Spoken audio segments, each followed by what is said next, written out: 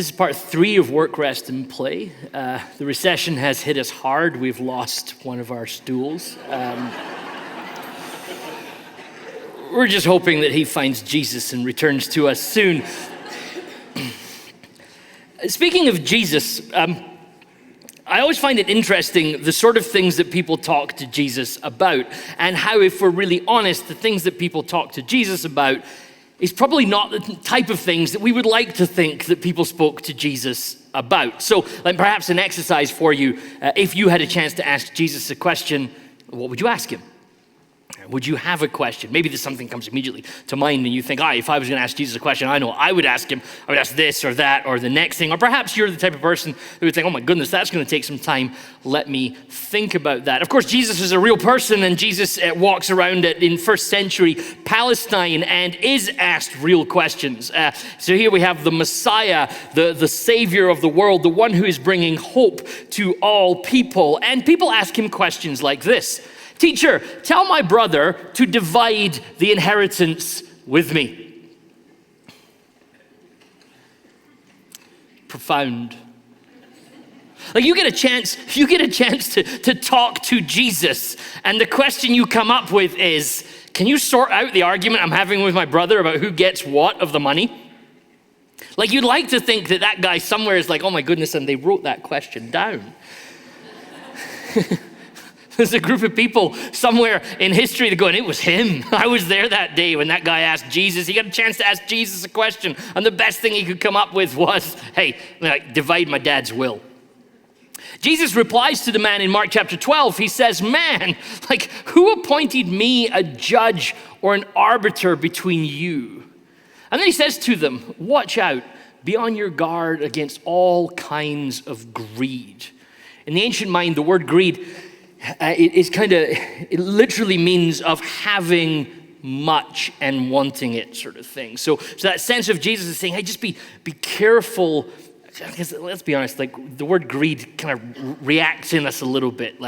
You ask somebody, hey, are you greedy? And very, very rarely do people want to go, yes, totally. It's my life goal, in fact. And you've just help me understand that that's what I've always been living for. But the word greed literally translates the notion which is of wanting and having much. Now that becomes a little more uncomfortable, doesn't it? Jesus says, watch out, be on your guard against all kinds of wanting more. Life, Jesus says, life does not consist in an abundance of possessions. Jesus says, you got to be careful, because you might find yourself wanting all sorts of things, and these things will kind of chase you down, and they sneak in on you, and nobody answers the question, hey, I'm really greedy. But if the question was, do you ever find yourself wanting more than you have? Let's just move on beyond that. Jesus, however, says life is more than that. Life actually doesn't consist of this. All of these things that we so easily get dragged towards, we so uncomfortably shift in our chairs, or the question is asked, would you ever want anything more? Or have you ever purchased something that you didn't really need? Have you ever bought something before the previous something had ceased to be useful? In Jesus' time, people sometimes did that. And yet Jesus says, actually, life isn't about that. Life consists, or rather it does not consist in an abundance of possessions. Life is not about having more. Well, that's helpful, Jesus. And so he tells them a parable, which, if you remember, when we talked about parables here at Westside before, and if you weren't here, then let me just remind you, when Jesus starts telling a parable, run for your life.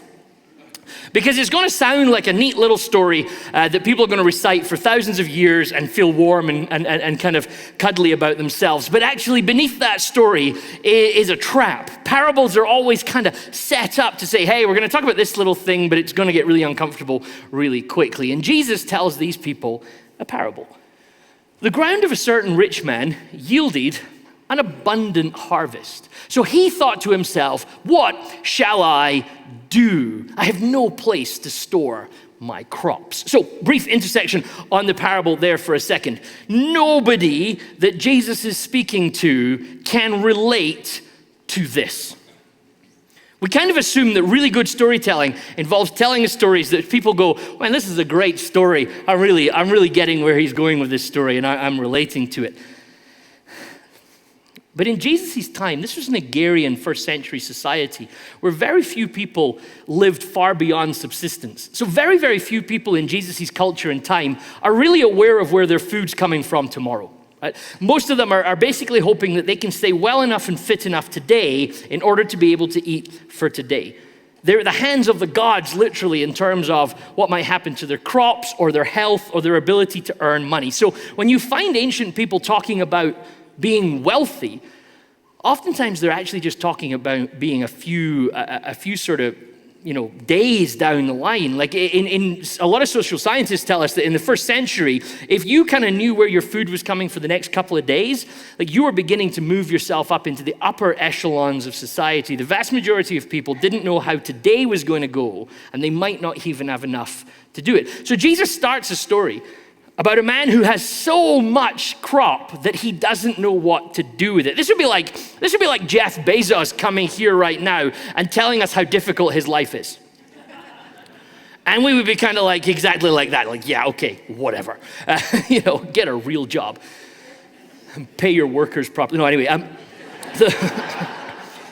So Jesus starts with a story that actually people would struggle to relate to, because I've never been in a situation that I've had so much that I don't know what to do with it. So the story continues. Then he, this is the man, says to himself, this is what I'll do.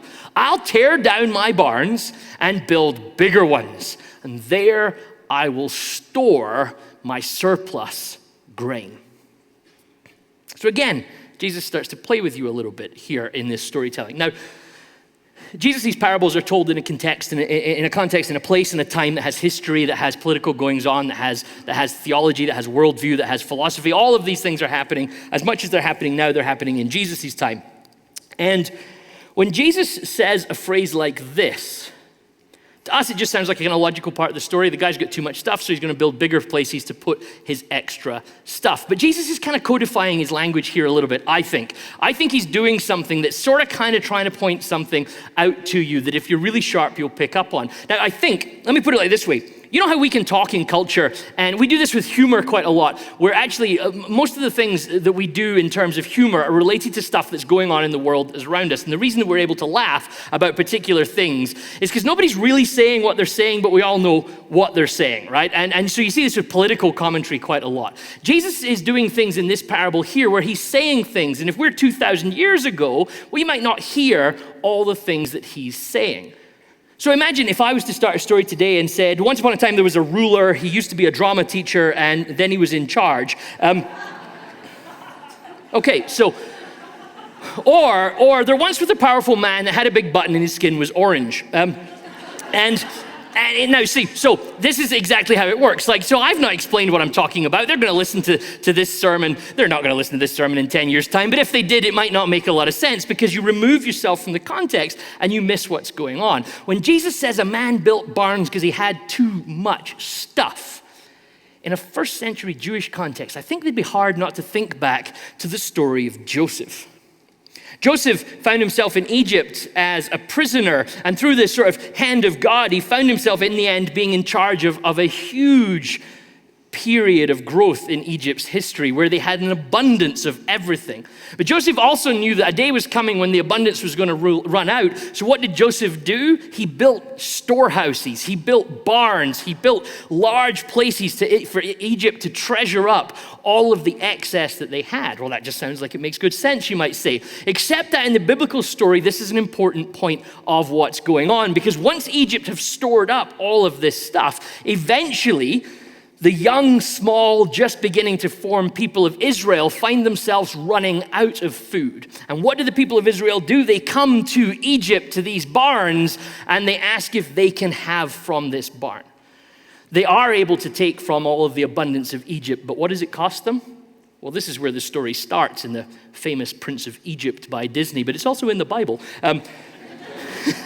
This is where the story starts, that the Israelites sell themselves into slavery so that they can live off the abundance of Egypt. So I think it's hard if you're a Jewish person listening to Jesus' story here to hear about barns and bigger barns and the growing of barns and not realize that this is a way of life that ultimately leads to slavery. This is a way of life that will take you down a particular trajectory, it will take you to a particular place, and it will cost you everything. And bearing in mind the end result of the story of Egypt is the Pharaoh who builds the barns loses his own son and a lot of his kingdom in that process. So Jesus codifies a little warning right there in the early part of this story to say, hey, do you know what? This story's not a good story. If you're listening to this as a first century Jewish person, you're going, okay, this is a horror story we're part of here. This is what I'll do. I'll tear down my barns and build bigger ones, and there I will store my surplus grain. The man continues, and I'll say to my life.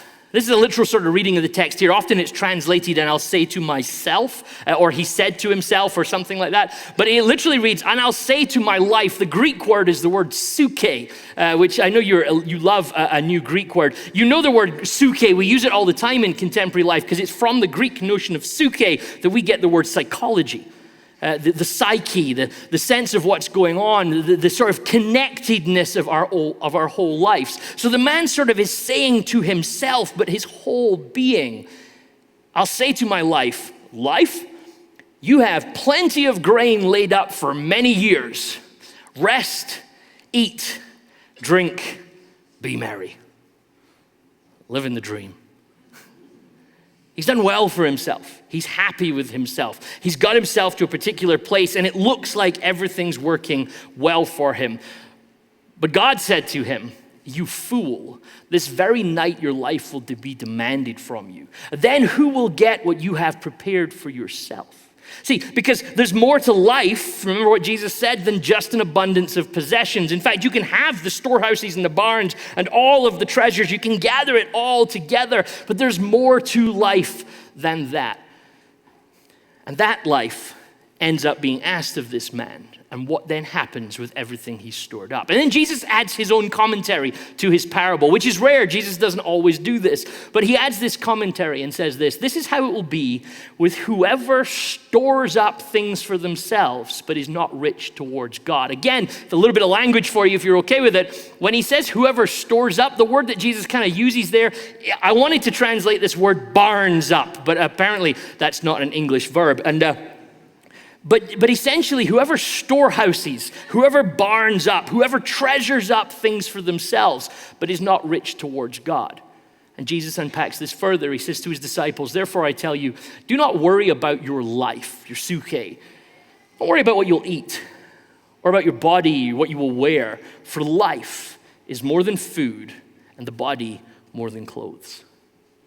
So 2,000 years ago, Jesus tells a parable to a group of agrarian farmers in first century Palestine, but the language that he uses speaks to us, I think, like 21 centuries later.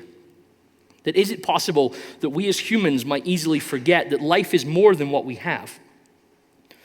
That life is more than what we can possess, that life is more than what we can own. But our attempt is so often to store up everything that we own, to gather it all together, because if I can just make sure that I've got it all together, if I can work in such a way that I can have all of this surplus, then everything will be okay for me. But Jesus wants to reprogram and rehabituate his disciples slightly by suggesting that what if it's possible to do all of those things and discover that life is more than that? And no matter how much you save, no matter how much you store up, no matter how much you barn up or treasure, it's the wrong thing. Okay, so in 1930, moving it forward fast, John Maynard Keynes predicted in an essay called Economic Possibilities for Our Grandchildren, he predicted that life was moving at such a pace and technology was becoming so advanced that by the 21st century, most people wouldn't need to work more than 15 hours a week in order to earn all that they needed to live and be content. How's that working out for us? 15-hour week. Maynard Keynes believed that such was the sort of requirements of the human that he couldn't imagine that by the 21st century we wouldn't have figured it out, that we would literally do the 15 hours work we needed to live happily and then we would move on. he continues in this essay to then say, get this for a piece of prophecy, for the first time since his creation, man will be faced with his permanent problem, how to occupy the leisure. And I know that many of you have, found yourself this week sat thinking to yourself, what can I do with all my free time? So much leisure. I meet people regularly out in the mountains and they're going, well, there's just so much free time. I wish there was time to go to the office. So I'm going to just put it out there controversially that Maynard Keynes was wrong. And that he badly predicted the future. What he was doing, it seems, was he was looking at the way things were in the 1930s and looking at the progression of technology and thinking in order for us to live as we live right now, in the future, it will surely only take us 15 hours in order to gain the amount of finance that we need to live as we do in the 1930s. What he wasn't apparently gambling on was humans. And as we developed more and more capacity to make more money, guess what? We just wanted more money. The ability for us to want to build barns and to build storehouses and to treasure things up is way beyond what we've been able to predict in the past. And as humans get busier and busier and busier and more skilled and more able to produce things, what happens is we just want more things. And Jesus said there's more to life than just an abundance of possessions.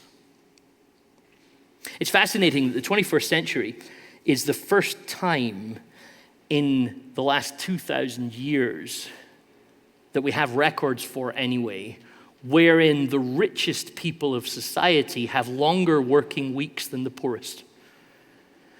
Generally what we've seen throughout history, and I don't really want to jump into a discussion about how we quantify rich and poor, but just simply looking at this, if you actually track the amount of time that people spend at their job doing their job, in the 21st century, for the first time in trackable world history, it's the highest earners of society that spend the most time in their workplace.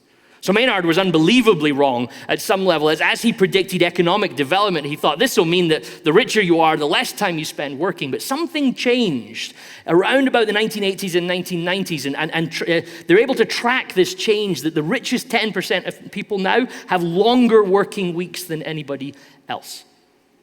Something's gone a little wrong in terms of what we thought we would do with our lives. And the big question, how are we going to occupy our leisure? Of course, John Maynard Keynes was also writing in the 1930s, and he was unaware that coming sometime after this was Netflix. And now we're always got something to do with our leisure time. In fact, it's quite interesting to watch how these things sort of grow, that we now have streaming service upon streaming service upon streaming service. Do you remember when you just were able to have one streaming service and it was Netflix and it was free because you stole the password from your friend and there are many people, you log into anyone, you go to anybody's house, they switch on their Netflix, there's 17 options of people that could potentially watch it, because to my understanding, there's only 3 people in the world that actually pay for Netflix, and the rest of us borrow it from somebody that we used to know. But now we've got all these streaming services, and it's becoming much harder to keep track of who actually pays for it and who's got the passwords and all these sorts of things. And they're constantly adding new content to it. I just saw this particular week that they're bringing out another get-together for Friends. Those of us that grew up in the 90s, Friends is coming back. Me Too happened, fortunately, and yet we're going to release more Joey Tribbiani onto the screen. I don't really figure out how that works, but all of these shows and all of these content that are constantly coming into our life to say, here's something you could do with your leisure time. You could just watch this, and you could just consume and binge. There's a word, isn't it? Binge.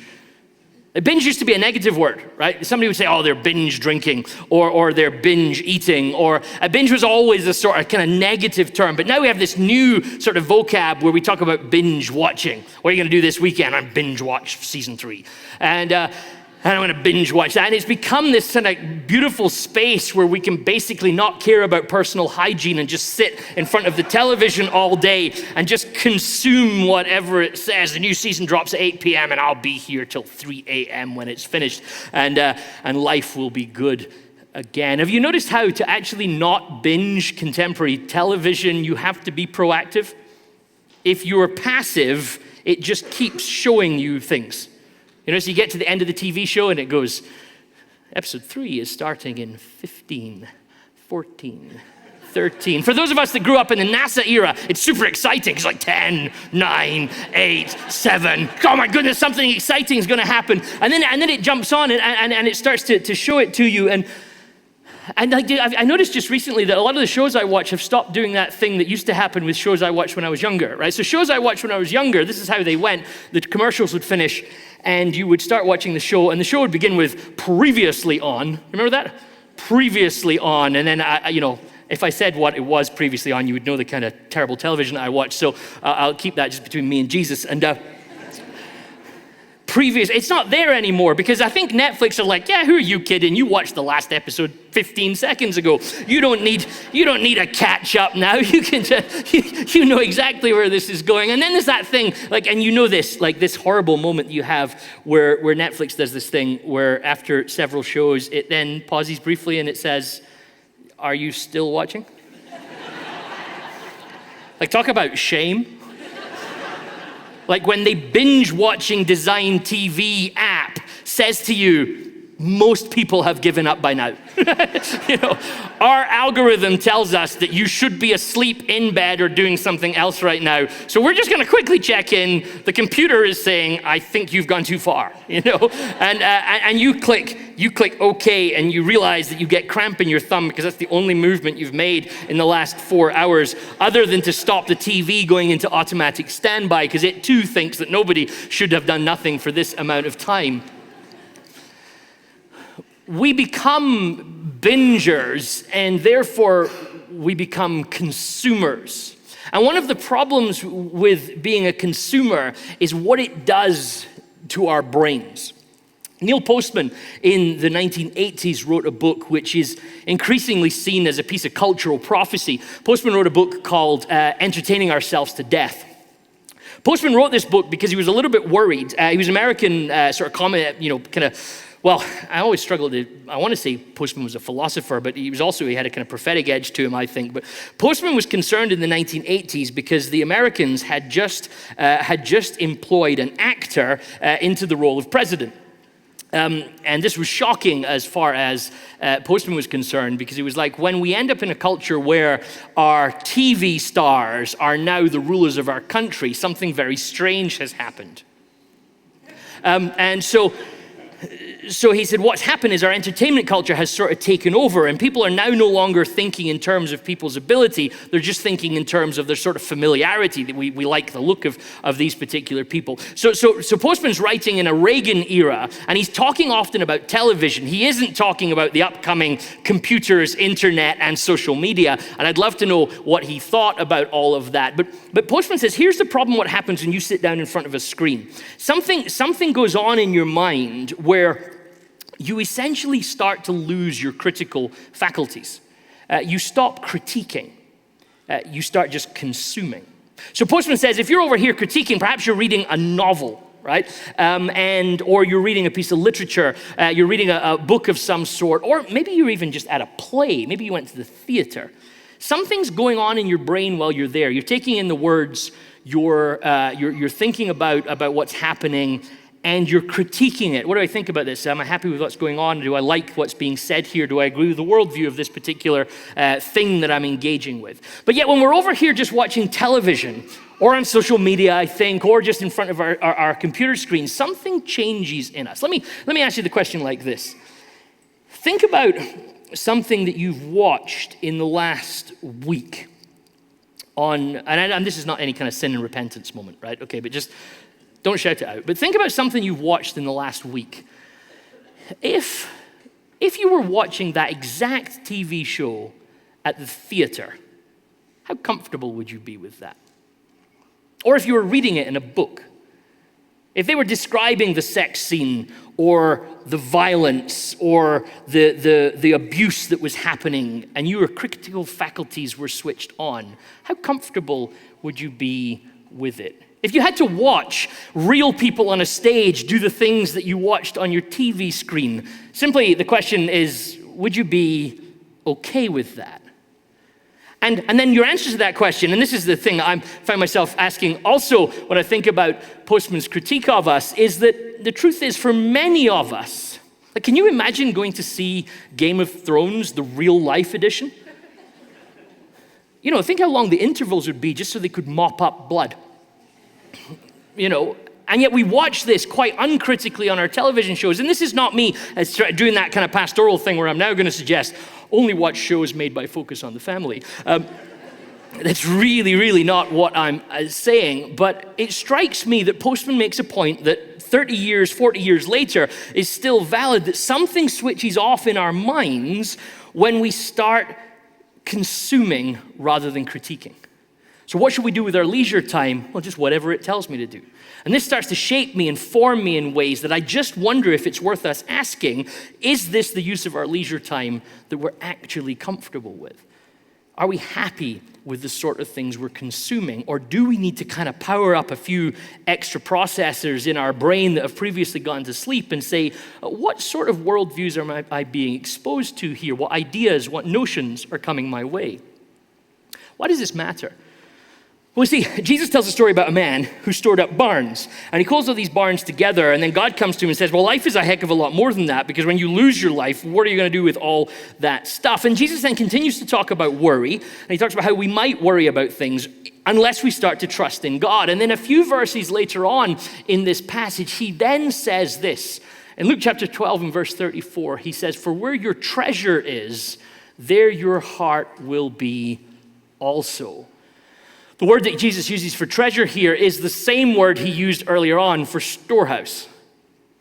So Jesus says, where you barn stuff, that's where your heart is. Where you put stuff, where you invest stuff. Now, we naturally start to hear, and I think it's a kind of human condition, we naturally start to hear a story like this and we start to think economically, right? We start to think about where's your money going, or what are you investing your finance into? But just try and think a little more broadly for a moment. What about your time? What about your thoughts? What about your mental energies? What about the philosophies, your worldview? What about all of those sort of things? Where are you placing them? Where are they going? What do you spend your time thinking about? What do you spend your time pondering? Is it something that you critique, like Postman tells us we should? Are you watching television shows, and are you reading books, and are you engaging with conversations, and you're thinking about like how this is forming me and what this is doing to me? When was the last time you stopped watching a movie? When was the last time you got to a point in reading a book or watching a TV show or engaging in something that you thought, do you know what? I don't like what this is doing to me. Might sound like a selfish question, but maybe it's a preservation question, or maybe it's just the discipleship question that actually, unless I start switching on my critical faculties, faculties and factories, let's go with both. Maybe you got to build it somewhere, so a factory will do.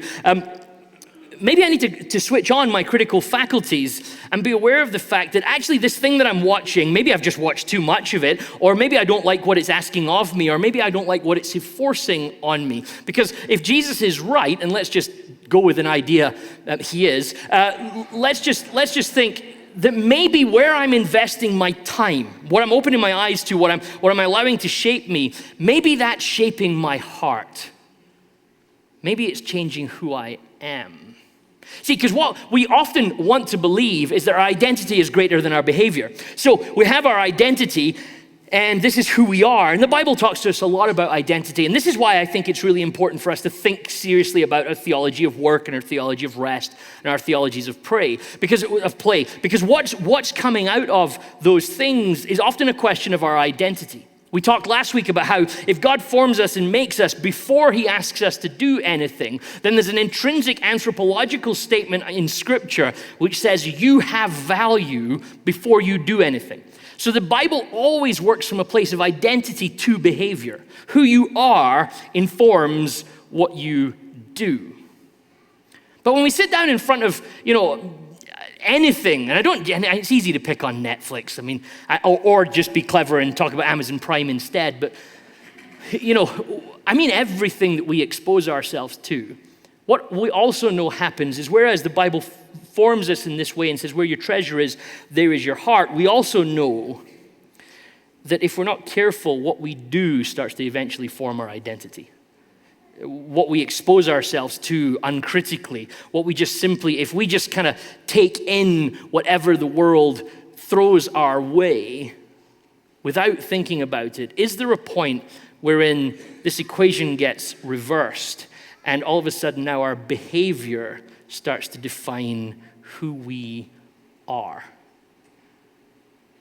Is it possible that we, as Jesus followers, need to look at how we work, how we rest, how we play, and ask ourselves whether these reflect the values that we want to live by? When was the last time we looked at our job and said, is this job forming me or am I forming it? Now, it's really easy, again, and we've talked about this throughout the series, to just kind of be distant then and go, okay, right, I'm going to go and get a new job. But if you've decided to live in a way that your behavior forms your identity, a new job isn't going to change that. Rather, it seems that Jesus' advice in the verse is actually quite practical and helpful for us. Because when we ask, well, what should I do with my time? That becomes a really stressful question. I don't know if you've ever noticed how stressful that kind of question can be had. I find myself in my younger life doing a lot of youth ministry and working with young people, constantly asking the question, well, what am I supposed to do with my life? And we want to kind of add these really clever spiritual answers to all of these sort of questions. But I think Jesus keeps it quite simple and clear for us when he says, where your treasure is, there your heart will be also. So the question isn't so much, what am I supposed to do with myself? It seems to be more for Jesus a question of, are you happy with the behavior that you are expressing? Because if identity is greater than behavior, then are you happy that what you think you are is coming out in what you do? And if you're not, it seems that the problem then is that our barn, our storehouse, our treasure is in the wrong place.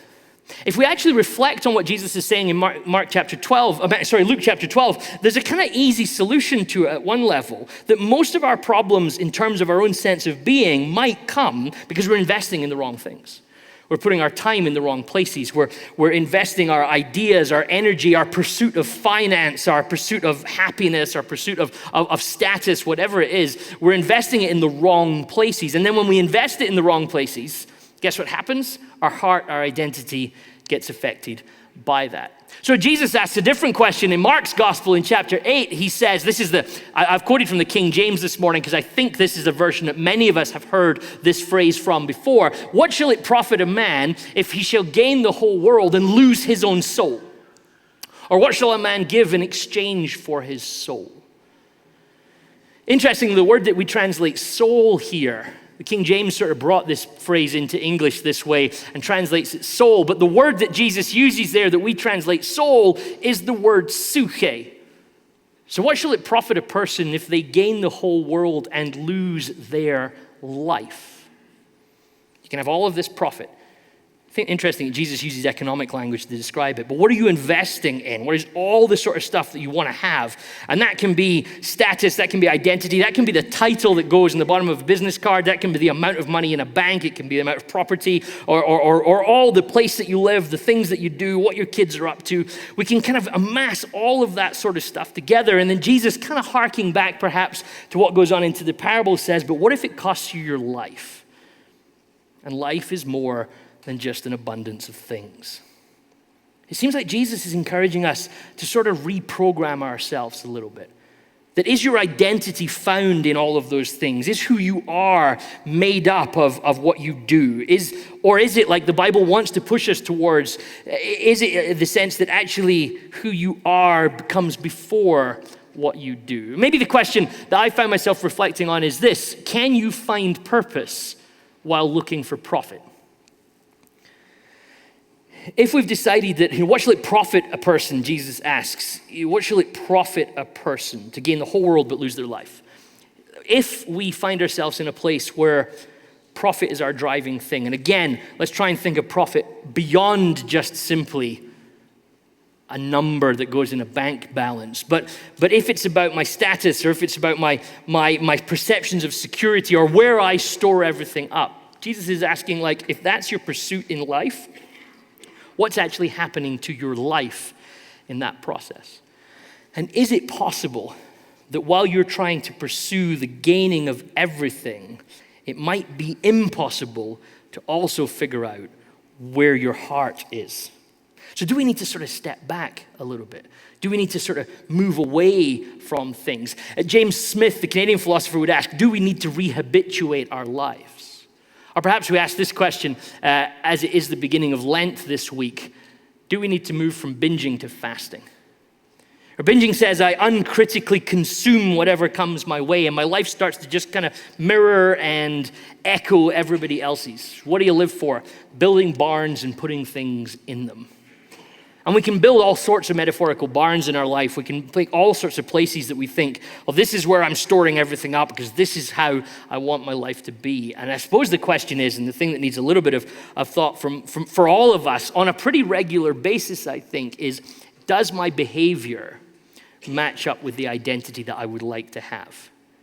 You know, if I was to write down all of the things that I wanted to stand for, all of my values and my ideologies, and if I was then to ask one of my friends to watch my life for a week and write down their list of what they think my ideologies are and my values are, would their list be anything close to my list? Because see, Jesus seems to be saying that wherever we store things, however we behave, that will fundamentally start to affect our heart and our identity. So fascinatingly, here we are as a church and we head in towards Lent this week. We start with Ash Wednesday on Wednesday in a brilliant piece of titling. And in a world of Netflix and 15 seconds to go and are you still watching and have you thought about watching this next, the church comes along and says, hey, let's have a month and let's stop some things. Let's fast some things. When was the last time you ever fasted anything? See, because fasting's a fascinating process, because if done correctly, you fast things that are habitual to you. You fast things that are not normal for you to live without. And maybe it's certain types of food, maybe it's certain categories of entertainment, maybe it's things that you do with your free time. Very few people fast going to work because their bosses make that permanent. But something that you can do all the time that you then don't do, it distresses you a little bit. It disturbs you a little bit. It discombobulates you. Because I normally come home from work and I eat a candy bar, I have a beer, I have a coffee, I do this. And now I'm not doing this. The pastor in me wants to say, well, what are you then going to do with that time? Because two things happen. There's the disruption of not doing what you ordinarily do. And that then creates in you the space and time to say, well, what might I do instead? And in a culture of binge, I think one of the things that we should do with our time on the lead up to Easter is simply ask this question, is my identity matching up with my behavior? Because the slight little bit of disruption in your life, it doesn't take much disruption.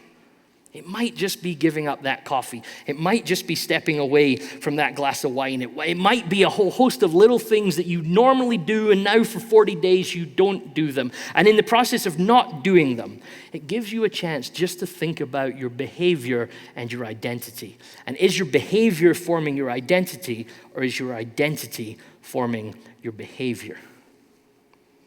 Jesus said, where your treasure is, there is your heart. And I suppose another way of him asking that question would be to simply ask, is your heart where you want it to be? In your workplace, in your rest life, in your leisure life, are you actually working out the things you want to work out? Are you reflecting the type of culture and values that you want to reflect? Or, as is so unbelievably easy to do, in our culture of binge, have we just found ourselves being formed just like everybody else? So may you this week, may you at the beginning of a period of fasting, at the beginning of a journey towards Easter, at the beginning of all the freedom that brings, may you just find space in these next few days and weeks to think about who you are, to think about how you're behaving, and ask whether your heart is putting things in the right storehouses, the storehouses that you want to be placing them in. And may God's grace and peace be with you.